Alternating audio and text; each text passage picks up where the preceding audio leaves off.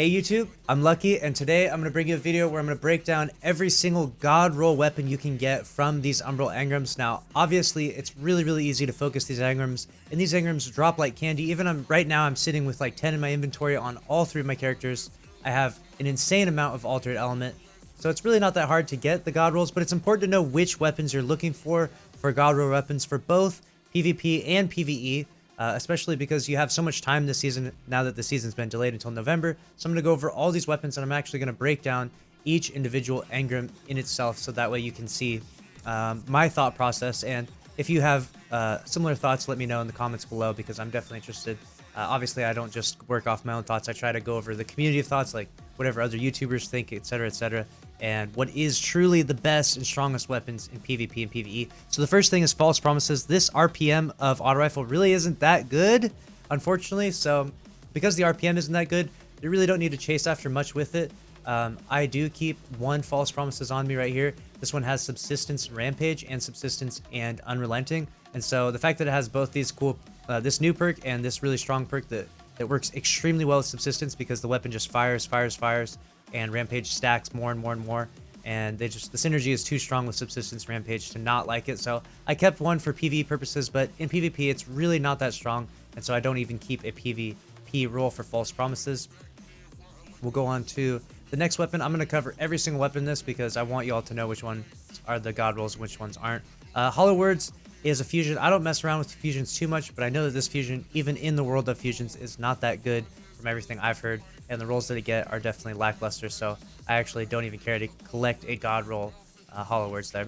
Moving on to the next one, same thing with the Whispering Slab. Bows are just not that strong in the Crucible right now, and the rolls that this one can get just really aren't that appealing compared to other weapons that are in the Crucible, or in PvE for that matter. Now the Temptation's Hook, there's so many other strong swords in the game that this one's really not that good. I think I do keep one roll on me though here.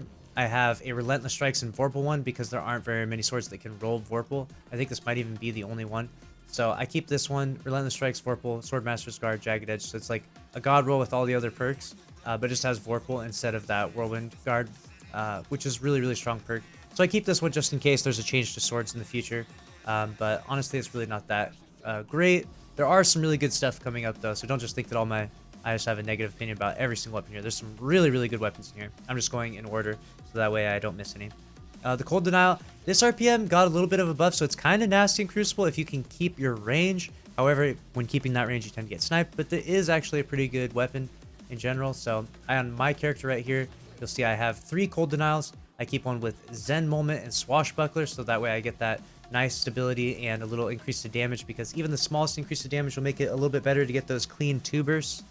In case you hit a few body shots. Right here I have a Zen Moment Unrelenting, which is always I just like this new perk Unrelenting, so I keep a roll of that. And we got Feeding Frenzy Unrelenting, so this would be more for PvE roll, the other 2 being for PvP.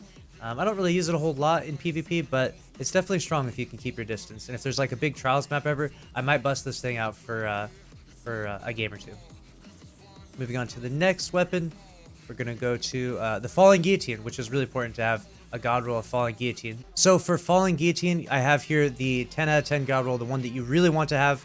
Obviously, it's not that hard to farm for this. You could focus your engrams and they drop like candy, so make sure to get you one of these, because this is definitely one of the strongest weapons in the game. You're going to want Whirlwind Guard, Relentless Strikes. If you can, you want to even get as specific as this and get Swordmaster's Guard, and Jagged Edge is a nice little icing on the cake there. So this is a 10 out of 10 god roll. I also keep a second roll on me in my vault.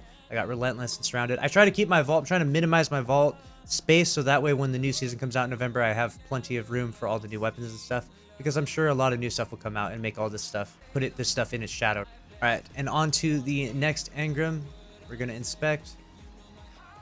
We have, so we covered this one. Yep, we covered the Falling Guillotine. Now we're on to the next one. So the 7th Seraph is a weird RPM. This RPM, the fastest RPM is the best in PvE, and the slowest RPM is the best in PvP. So this is kind of like the redheaded stepchild of the shotgun RPMs. It's really not the best. Even if you speed up its fire rate, it just doesn't tend to be the best RPM. So unfortunately, I don't keep a roll of the 7th Seraph at all.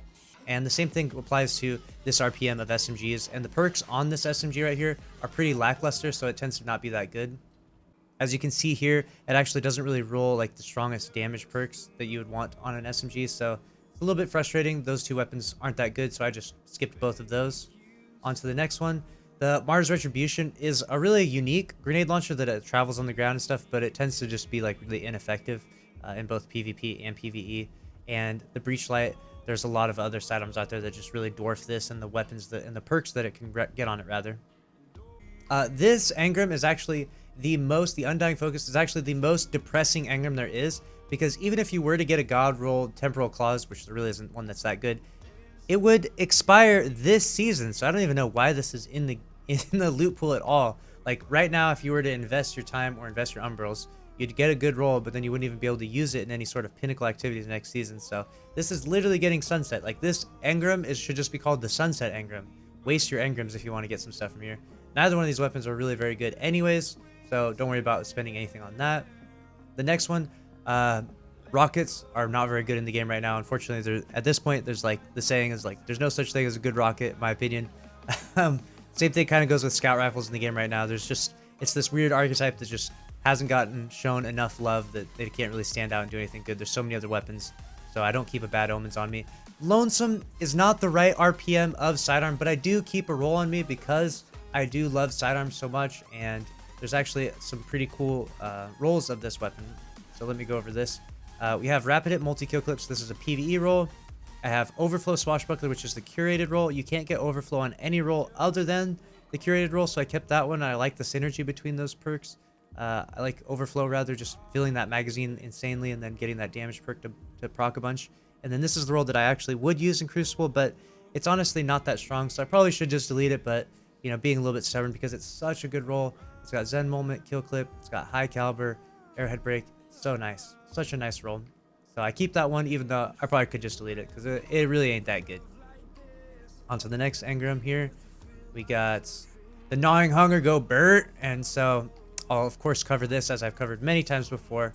I keep a variety of different Gnawing Hungers on me. I have the Zen Moment Kill Clip one, which is the one that I use the most. This thing is just super nasty. Airhead Break is really nice to add to this. And the next one I have is Subsistent Rampage, and it also has Demolitionist, so this would be nice to go back and forth. In PvE, I've used this a few times, and it's definitely, the synergy is really nice there. And the next one is the Tap the Trigger Kill Clip. We got Accurized and Airhead Breaks. This one's super nasty. I just tended to go with the Zen Moment over the Tap the Trigger, but honestly, they're both really good, and definitely a really fitting God roll. On to the next engram. I believe it was the Night's Watch is going to be up next. Yes. Obviously, there's not that many good scouts in the game. Scouts are not that popular right now, but there is a roll of the Night's Watch that's just so nasty I can't help myself. And it's a Subsistence Rampage. Obviously, the synergy there again. And then Demolitionist. It's just nice to have both of those on there. Especially, you know, if you've got Hive armaments or Taken armaments on, or Fallen armaments, like Demolitionist is going to be really, really helpful. I highly, highly doubt that this scout is going to be good in September, but just in case, way down the road, if scouts are ever good, I do have a really cool roll, and it's probably worth it just to at least keep one, I guess. So that way scouts can get shown a little bit of love. So that's the last of that engram. On to the second to last engram, we've got the Behringer's Memory. There is a pretty cool roll of the Behringer's Memory I have right here. It can get Rampage and Spike Grenades. Those are kind of the two main ones you'll be looking for. If you can get that Rampage to proc a few times and then hit some Spike Nades, you could do some really nasty damage. And Clown Cartridge would also be cool to get, you know, reload it and get a really big magazine. So you could actually do some pretty good damage here with this. This could be a pretty strong weapon in the future. So I kept a roll of that. And on to the next one. We have the Iklos Sniper Rifle. So this one's kind of a unique one. There are some good rolls of it. And in fact, this weapon could very well be meta next season because it's such a strong weapon. This 4 times the charm and high impact reserves is kind of the best roll you're looking for right now for PvE. And for PvP, this is a really nasty roll with moving target and quick draw. So I keep this roll. I actually really want to use this. So I'm probably going to get some Crucible gameplay with this soon because I just recently got this to drop for me. And a lot of this I got from focusing engrams, but some of it I actually got just from turning in random umbrals and not focusing them at all. So we got those two covered. And the very last one in terms of God roll weapons, so now we've got the Iklos SMG. There's definitely a few good rolls out there of that. So we've got the roll I'm using right here is for PvP. We got Dynamic Sway and Tap the Trigger. Definitely strong synergy there. And then this one is a threat detector and surrounded roll for PvE purposes. There may be a different one that I'm looking for PvE, but as for right now, the synergy between these two perks is really nice. And so I'm going to say that this is a pretty good SMG for PvE, but we'll see if there's something else that stands out. So I like that roll. And then what is the last one? The very last weapon in here, in the very last engram, is the first in last out shotgun. Yes, covered this. So I do have 2 rolls of this. We got Outlaw and Surrounded with the Assault Mag is a really strong roll. This weapon actually, this archetype weapon actually got a buff to damage. These are actually really nasty in PvE. So this is a really good roll here. And then we also have this roll here. So we got Outlaw and Vorpal. So it's kind of cool just to have a Vorpal weapon if you're looking for some boss DPS. It's not as strong as Surrounded, so if you could get Surrounded to proc with the Surrounded spec, that would be a lot nastier. But I keep that one just to have a Vorpal 1 round, because it's kind of like the only slug shotty that has Vorpal. So it's more for unique purposes rather than effective purposes. So if you're out there focusing your Umbral engrams, look for those weapons that I've mentioned, those perks on those weapons. And after you've gotten all of those weapons, which if you've been grinding a lot, like I've been playing a lot this season, if you've been grinding a lot, you may already have all those. Honestly, what I would do with my Umbrals after that is probably just focus armor on my 2nd and 3rd character. Like after the weapons apply to all your characters, you can just swap them over. But having really good armor on your least favorite character is probably a good thing to do. You know, you can come in here, get some recovery focused armor, and make your Hunter, your Titan, your Warlock, whatever character you play the least, pimp that character out and make sure that they have some really good stats going into November. That way you have some armor that isn't sunset right after November or a month or 2 after when the next season comes out. So honestly, that's how I would spend my Umbrals, and that's how I'm going to spend my Umbral engrams from here on out. And after I've gotten the armor that I look for all characters, honestly, I'm just going to turn the Umbral engrams in and dismantle whatever I get and just collect the legendary shards, because my legendary shards are definitely stacking pretty high. I got 8,800. Comment down below on this video how many legendary shards you have. Make sure to subscribe if you want more content like this. I hope you found this helpful, and I hope that you focus your engrams and get all this god roll loot like I have, and keep all this good stuff, because this stuff will be good in the future of Destiny. And see you in the next one. Later.